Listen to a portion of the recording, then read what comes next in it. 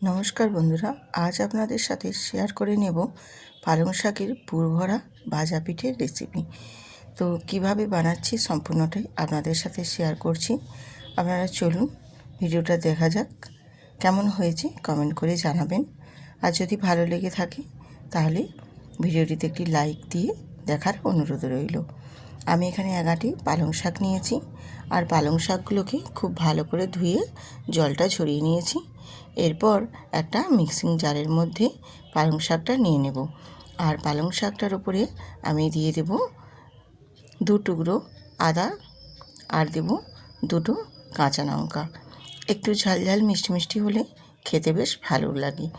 আর এবারে মিক্সির ঢাকনাটা দিয়ে একটু মিহি পেস্ট বানিয়ে নেব।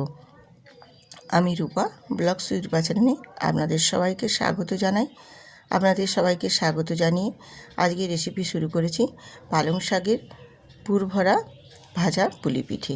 রেসিপিটা ভীষণ সুন্দর, দেখলে আপনারাও বুঝতে পারবেন এবং যেই দেখবে সেই অনায়াসে বানিয়ে নিতে পারবে। ভীষণ সহজ এবং খুবই একদম কম সময়ের মধ্যে রেডি হয়ে যায়। আমি এখানে পালং শাকটা দেখো মিহি পেস্ট বানিয়ে নিয়েছি, দিয়ে একটা পাত্রে নিয়ে নিয়েছি। এবারে ওর মধ্যে আমি 1 বাটি পরিমাণে এখানে ময়দা অ্যাড করে দিলাম। ময়দাটা দিয়ে দেব 1 চামচ চিনি, আর দিয়ে দেবো স্বাদ মতো লবণ। দিয়ে ময়দাটা খুব ভালো করে মেখে নেব। আর এখানে যেহেতু এটা পালং শাকের হচ্ছে, সেক্ষেত্রে একটু চিনি দিলে ভালোই লাগে। আর বাচ্চারা তো একদম শাকসবজি কিছুই খেতে চায় না ঠিকঠাক মতো। এইভাবে বানিয়ে দিলে বাচ্চারা কিন্তু বেশ খেতে পারবে, এবং বাচ্চাদের পালং শাকের পুষ্টিগুণটাও সম্পূর্ণ বজায় থাকবে। আর পালং শাকের মধ্যে যে ক্যালসিয়ামযুক্ত প্রোটিনটা থাকে, সেটাও বাচ্চাদের শরীরে অনেকটাই পুষ্টিগুণে বজায় থাকবে। এছাড়াও এই রেসিপিটা ছোট থেকে বড় সবাই কিন্তু ভীষণ পছন্দ করে খেতে পারবে। খুব সহজ বানানো, আর খেতেও বেশ ভালোই লাগে। এটা পুরভরা যেমনই হয় তেমন খেতেও। আবারও আমি খুব ভালো করে ময়দা পালং শাকের সাথে ঠেসে নিয়েছি। এবার এটা রেস্টে রেখে দেব কিছুক্ষণের জন্য। 15 থেকে 20 মিনিট পরে আমি আবারও চলে এসেছি, দিয়ে আবারও একটু হাতে ঠেসে নিয়েছি ময়দাটা। দিয়ে থেকে একটু আমি ছোট্ট ছোট্ট করে নেচি কেটে নেব। আমি প্রথমে আগে 2 ভাগে ভাগ করে নিয়েছি, তারপর এর থেকে ছোট্ট ছোট্ট করে, যেরকম আমরা নেচি কাটি ছোট ছোট করে, সেই মতো করে ছোট্ট ছোট্ট করে নেচি কেটে নেব। দেখো ঠিক এই মতোভাবে। আর বাচ্চারা যখন বায়না ধরবে যে কিছু ঝটপট বানিয়ে দাও, তখন কিন্তু খুব সহজে ঝটপটভাবে বানিয়ে নেওয়া যেতেই পারে। এতটাই সহজ এবং খুব কম সময়ে রেডি হয়ে যায়। আমি সমস্ত নেচিগুলো দেখো রেডি করে নিয়েছি। এবারে আমি এক এক করে বেলে নেব। আমার মেয়েরা বায়না ধরেছে, মা কিছু বানিয়ে দাও, তাই আমি ভাবলাম এটাই বানিয়ে দিই। ওদের শরীরের মধ্যে পালং শাকের পরিমাণ প্রোটিনযুক্তটাও শরীরে যাবে, আর এরকমভাবে বানিয়ে নিলে ছট করে বানানো হয়ে যাবে। দিয়ে আমি দেখো লুচির মতো আকারে বেলে নিয়েছি। বেলে নিয়ে এখানে আমি কিছু পুর দিয়ে দিচ্ছি। এখানে অবশ্য আমি আমার হাতে একদম সময়ও ছিল না, তার জন্য আমি ঘরে যেটাই ছিল সেটা দিয়েই বানিয়েছি। তোমরা চাইলে এখানে সুজির অল্প একটু পুর বানিয়ে নেবে, বা তাছাড়া নারকেলের একটা পুর বানিয়ে নেবে। আমার হাতে একদমই কম সময় ছিল বলে তার জন্য আমি ঘরে যা ছিল তাই দিয়ে বানিয়ে দিয়েছি। ঘরে মিষ্টি ছিল তাই মিষ্টি দিয়েই বানিয়ে দিয়েছি, কারণ আমার হাতে খুব বেশি সময় ছিল না। তার জন্য আমি এরকমভাবে বানিয়েছি। তোমরা চাইলে একটু সুজির পুর বা নারকেলের পুর করে নিতে পারো। দিয়ে দেখো আমি এইভাবে একটা গ্লাস নিয়ে এরকমভাবে লুচির মতো বেলে নিয়ে, তারপর পুরটা দিয়ে অপর সাইডটা দিয়ে চেপে দিয়ে একটা গ্লাস দিয়ে আমি এইভাবে কাটিং করে নিয়েছি। তোমরা চাইলে এখানে একটা বাটি দিয়েও কাটিং করে নিতে পারো, তাহলেও খুব সুন্দর একটা শেপ আসবে। তো দেখো আমি এইভাবে চেপে দিয়েছি মুখটাও খুব সুন্দর করে, যাতে পুরটা একটুও না বাইরে বেরিয়ে আসতে পারে। দিয়ে আমি কড়াইতে তেলটা গরম করতে দিয়ে দিয়েছিলাম। দিয়ে গরম তেলের মধ্যে ভেজে নেব। এরকমভাবে প্রত্যেকটাই আমি ভেজে নেব পুর ভরে।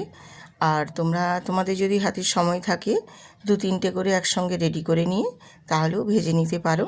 তো আমি যেহেতু হাতের সময় ছিল না, ঝটপট করে বানিয়ে নিয়েছি, সেক্ষেত্রে একটা একটা করে রেডি করে নিয়েছি, আর একটা একটা করে আমি বানিয়ে তারপর তেলে ভেজে নিয়েছি। আবারও ঠিক একই প্রসেসে আবারও একটা আমি একদম শেপ দিয়েছি লুচির মতো, দিয়ে আবারও আমি পুরটা দিয়ে দিয়েছি। আর এই পুরটা দিয়ে অপর পাশটা দেখো ঠিক এইরকমভাবে আমি চেপে চেপে একটু আঙুলে করে একটু চেপে দিচ্ছি, তাহলে একটুও বাইরে বেরিয়ে যাবে না পুরটা। আর খুব সুন্দর করে আমি গ্লাসটা দিয়ে একটা রাউন্ড করে কেটে নিচ্ছি, তাহলে শেপটা বেশ সুন্দরভাবে আসবে, দেখতেও বেশ ভালো লাগবে পিঠেগুলো।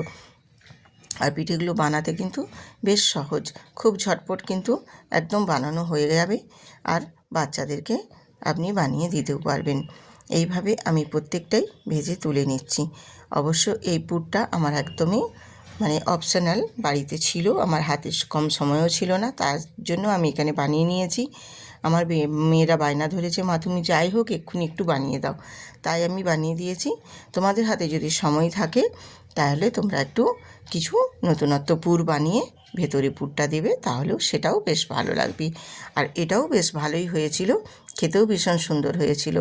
এইভাবে আমি একটু ওপর থেকে তেল ছড়িয়ে ছড়িয়ে দিচ্ছি, দেখো, দিয়ে এইভাবে ভেজে নিলে ভেতরে পুরটাও যেমন বজায় থাকবে, ওপরটাও বেশ সুন্দরভাবে ভাজা হয়ে যাবে। এইরকমভাবে আমি প্রতিটা পিঠেই ভেজে তুলে নেব। তারপর তোমাদের দেখিয়ে দেব যে পিঠেগুলো কতটা সুন্দরভাবে ভাজা হয়েছে আর দেখতেও কত সুন্দর হয়েছে। তো পিঠেগুলো দেখো আমি সম্পূর্ণ ভেজে নিয়েছি। ভেজে নিয়ে তারপর তোমাদের দেখিয়ে দিচ্ছি যে পিঠেগুলো দেখো একটুও কিন্তু কোথাও কোনো অংশে পুর বেরিয়ে আসেনি। মুখটা খুব সুন্দরভাবে চেপে দিয়েছিলাম, তার জন্য দেখো খুব সুন্দর করে ভাজা হয়ে গেছে। এইভাবে হাতে কম সময় থাকলে ঝটপট বাচ্চাদের বানিয়ে দেবেন, বাচ্চারাও খেতে বেশ ভীষণ পছন্দ করবে। এবং পালং শাকটা বাচ্চাদের শরীরে গেলে ওটাও ওদের অনেক পুষ্টিগুণ বজায় রাখবে শরীরে। এমনিতে বাচ্চাদের শাকসবজি খায় না, এইভাবে বানিয়ে দিলে ওরা খেয়েও নেবে এবং পালং শাকের পুষ্টিগুণটাও ওদের শরীরে যাবে। তো বন্ধুরা, কেমন হলো একটু জানাবেন কমেন্ট করে। আর যেসব নতুন বন্ধুরা দেখছো, চ্যানেলটি সাবস্ক্রাইব করে বেল আইকনটি প্রেস করে দেবে পরবর্তী নোটিফিকেশান পাওয়ার জন্য। আর পিঠেগুলো ভীষণ সফট এবং নরমও হয়, খেতেও ভীষণ ভালো লাগে। আবার আসবো আরেকটা রেসিপি।